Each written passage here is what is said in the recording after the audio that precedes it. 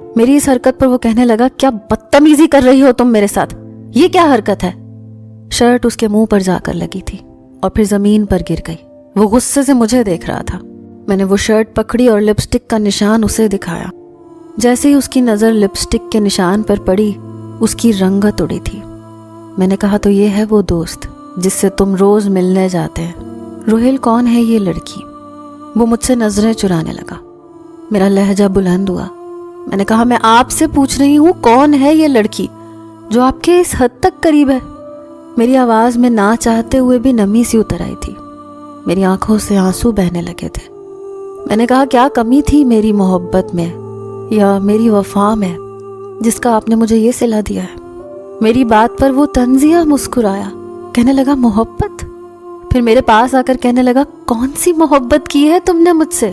اپنے پاس تو تم آنے نہیں دیتی تھی۔ شادی کے 1 ماہ بعد تمہیں بچہ پیدا کرنے کا شوق ہو گیا تھا۔ میں نے اس وقت بھی تم سے کہا تھا کہ مجھے لائف انجوائے کرنی ہے۔ ہم خاموشی سے ابورشن کروا لیتے، کسی کو کچھ پتا نہیں چلتا۔ بچے کا کیا ہے یار، 3-4 ماہ بعد ہو جاتا پھر سے۔ لیکن تم نہیں مانی، تم پر تو دین اترا ہوا تھا۔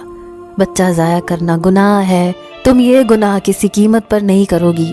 نور، اگر تمہیں مجھ سے محبت ہوتی نا تو تم میری بات مانتی۔ ہم اسلام آباد مری جاتے، اپنی لائف کو انجوائے کرتے۔ میری اولاد تھی نا، پھر ہو جاتی۔ لیکن تمہیں میری بیوی بننے سے زیادہ ماں بننے کا شوق تھا۔